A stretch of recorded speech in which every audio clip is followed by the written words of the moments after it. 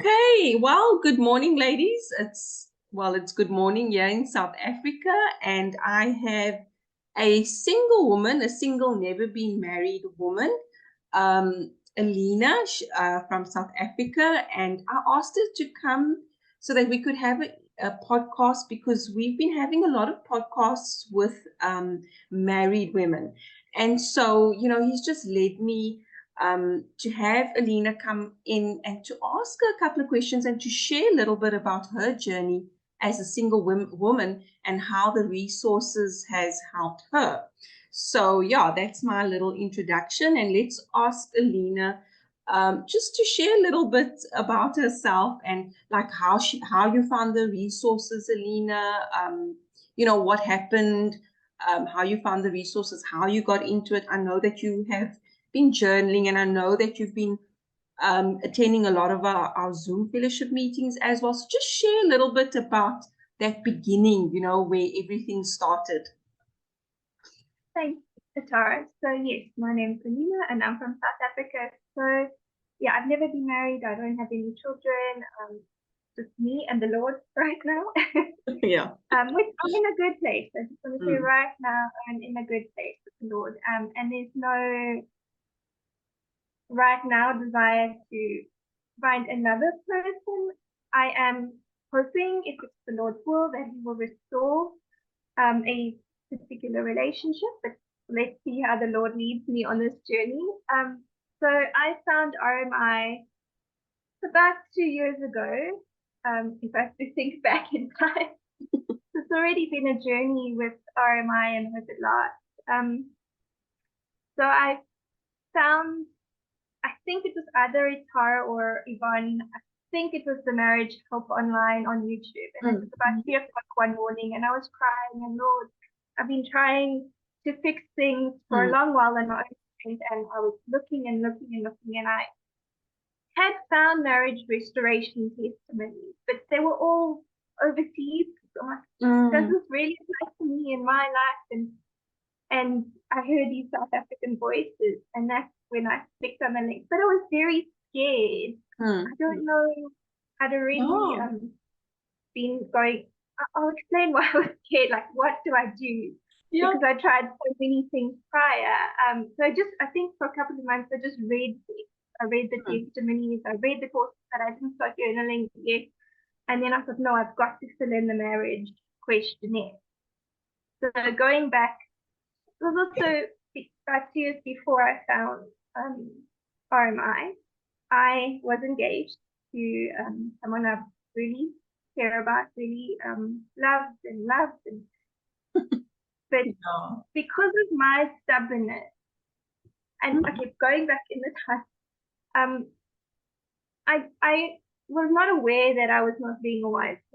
I thought I was this perfect young lady, and I knew the Lord, and I was doing the things the Lord's way. So I was very stubborn and demanded things my own way, but I did not really know any better. I also understood that there was a spiritual battle happening. So we had a few instances happen just before the wedding that told us, okay, we'll call it off. And at the time, it was, we both understood, or in our minds understood, we were making this decision. But I also thought, oh, it will be fixed quickly. We'll just talk about it and we'll move on. But that didn't happen. And then all of a sudden, I was like, what's happening? This person that is so part of my life is now being ripped away from me. And I was devastated then. I did not really understand the situation, but I knew something was coming against me. There's a lot of things that happen. I won't share now. But I understood it was a spiritual battle at the time. But I thought, Lord, I believe in you. You're going to fix it. I'm standing on your word. But I did not really have a deep relationship with the Lord as well as I thought. So then my journey began. I got hold of a psychologist, and I thought, I'll just talk to a psychologist, it will be good. And that did not quite happen, and it actually caused a lot more issues, because then I became confrontational. I was told to ask questions. You need to have a quiet and gentle spirit and win without words. I did not know that at the time. I was just following worldly advice. Some of the other advice I got was, no, I had to improve my career. I had to become like the best of women, like a career woman. So then I went back to study. I did a course. So some of my studies also in bookkeeping. So I went back and was, oh, I'm going to improve it. I'm going to be this better, more qualified. I got really sick then, actually, and I got shingles on my face.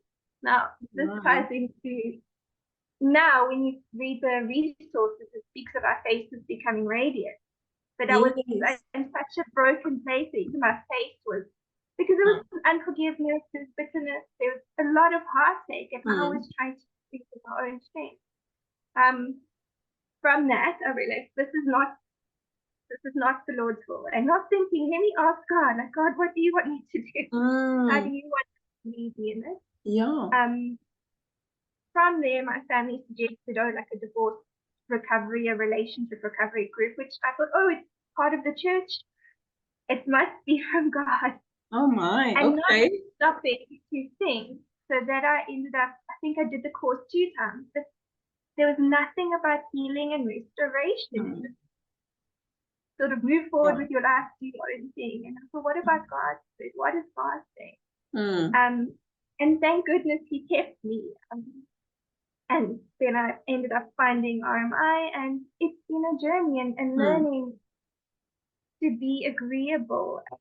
Also going back to the beginning, I understood in my mind being a submissive wife.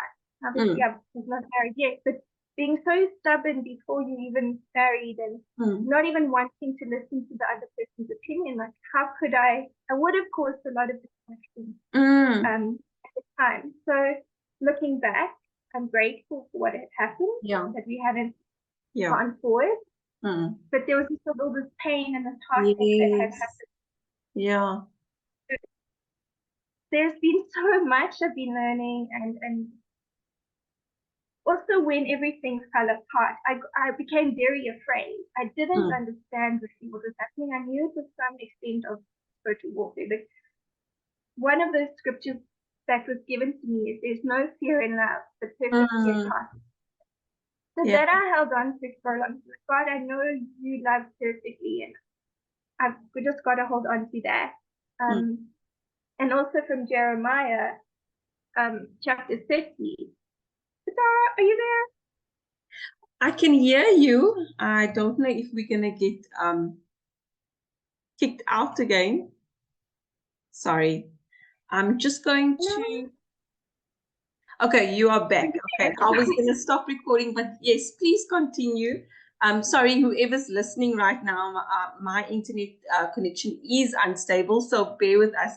Alina, I see you back. Please continue. So I think I shared from John 4 verse 18 about God's perfect love.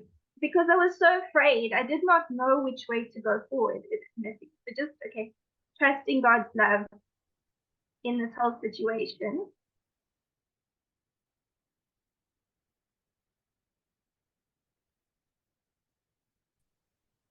Okay, perfect. So yeah, one of the scriptures was holding on to God's perfect love, and the fear I was feeling that he would cast it out, because that held me back for quite a while. I was terrified. I couldn't understand, like, someone who's so part of my life, then this situation happens.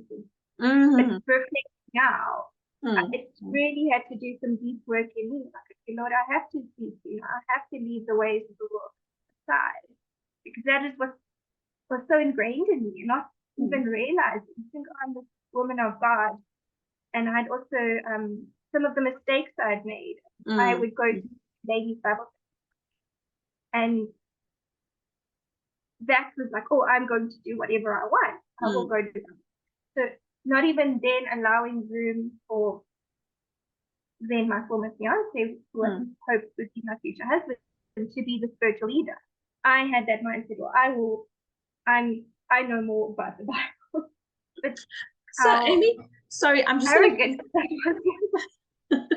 Sorry, I'm being rude, but I just want to quickly cut you off, because I don't want us to move on without just having a look at what you've said. Now, what you said reminds me